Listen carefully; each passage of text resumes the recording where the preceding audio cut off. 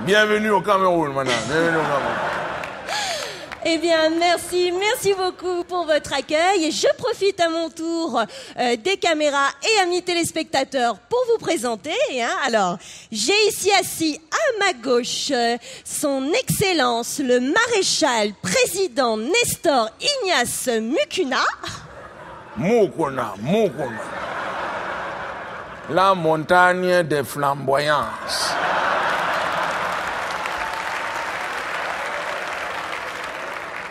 Le geyser de lumière. Mukuna Tangalam Fodambala, c'est le nom entier. D'accord. C'est le nom entier. Très bien. Bon, on s'arrêtera quand même à Mukuna. Mukuna. Alors, je vous renouvelle nos remerciements pour votre accueil et puis pour nous avoir accordé donc cet entretien exclusif. Accordé. Comme disait le grand Charles de Gaulle. Que j'ai très bien connu. Moi, je l'appelais Charlie, moi. Il se baladait en slip chez moi, il était bien.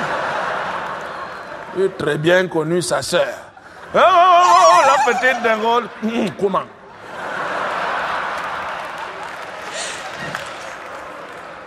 Accordé. De Gaulle disait seulement qu'accordé. Mais l'homme d'État n'accorde que ce que le pouvoir lui impose.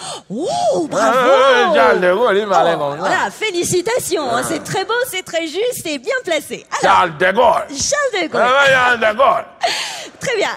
Alors, nous allons tout de suite rentrer dans le vif du sujet et commencer cette interview. Bienvenue au Cameroun. Voilà.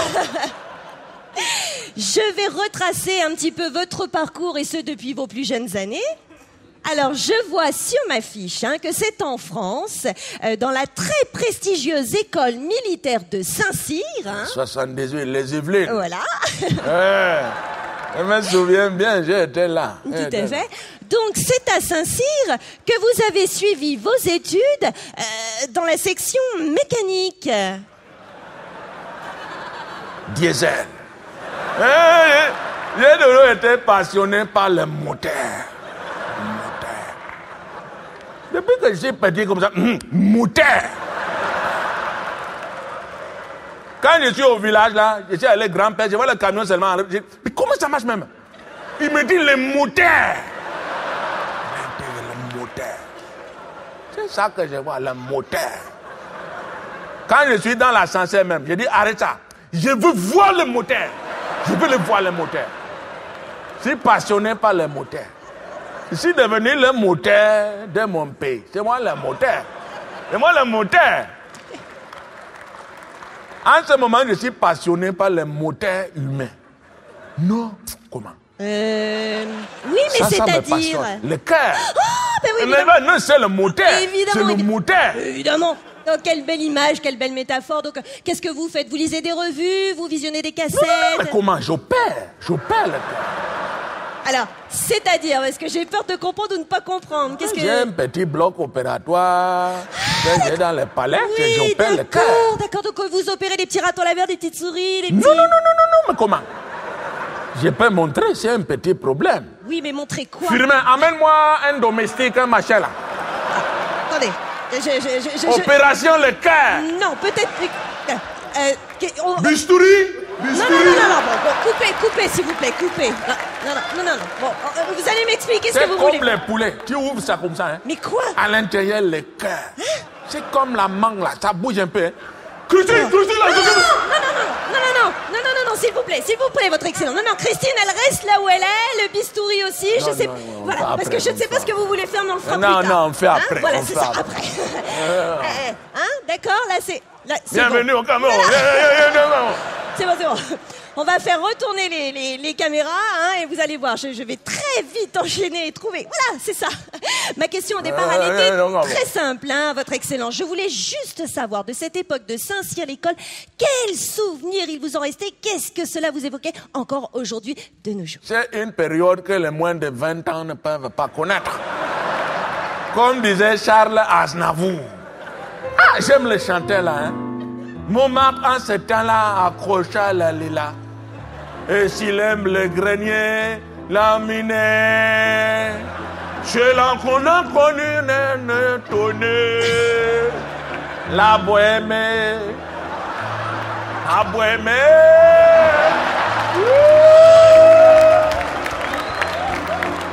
Non, j'aime chanter. Oui, c'est sûr. Je chante souvent au palais, c'est comme ça. C'est une période, je me souviens, j'avais la copine, une Bretonne. Elle était à Versailles, là, Georgette. Comment, Georgette? Avec un fessier de femme bantou, hein? Non, j'ai aimé la femme. Vraiment. Georgette.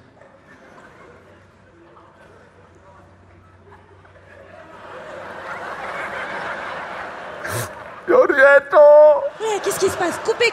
Qu'est-ce qui se passe là, votre excellence? Non. Oh, non, écoutez, vous mettez pas dans cet état-là. Vraiment, je suis confuse et désolée. Vous savez, si j'avais su qu'une simple petite question comme celle-ci allait évoquer chez vous une telle nostalgie, croyez-moi... Tu veux tirer sur la femme comme ça, hein? C'est mon garde du corps. Firmin. Ah non, c'est bon, c'est bien.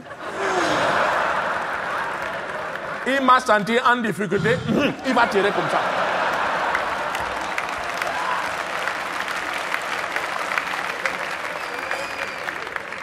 Je l'ai nommé ministre ce matin. Tu es ministre de quoi déjà, Firmin? Ministre des Affaires extérieures. Non. Intérieures. Non plus. Non. De côté. Voilà. Ministre des Affaires de côté. Ministre des Affaires de côté. C'est-à-dire le petit machin comme ça. Livraison de mallettes à l'Élysée. Financement des partis politiques français. Non, mais une autre fois. Droite, gauche, on donne. Mitterrand, Chirac, on a donné à tout le monde. Oui. Ils viennent comme ça, ils prennent, ils s'en vont avec. Pompidou. Pompidou, hein. Le nom est marrant. On riait tellement avec Pompidou, hein.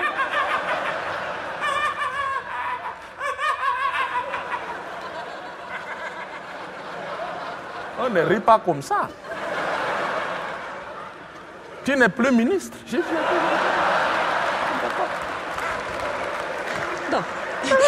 Non, on ne fait pas ça. Non, c'est vrai. Un ministre se doit de rester normal. Tout à fait. Écoutez, nous allons retourner à l'entretien et nous détendre à nouveau, hein, et se replonger dans l'essentiel. Hein. Alors, voilà.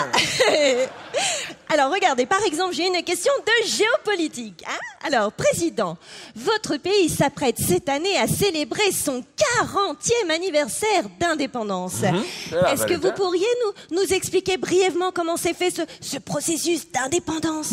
Pas de problème. Et dans le processus d'indépendance du Cameroun, c'est organisé de manière naturelle. En réalité, la France n'avait pas le choix. Comment? De Gaulle, il était embêté. Il fallait arrêter avec les affaires de colonisation, de machin. Sous la pression internationale, il avait deux solutions. Fallait-il donner la citoyenneté française à tous les indigènes africains? Non, il a dit non. C'était prendre le risque qu'un jour un indigène devienne président de la République. Ah non! Charles de Gaulle a dit jamais une affaire comme ça. Bon. La deuxième possibilité était d'organiser des indépendances de façade, c'est-à-dire sous contrôle de l'armée française. C'est cette solution qui a été retenue.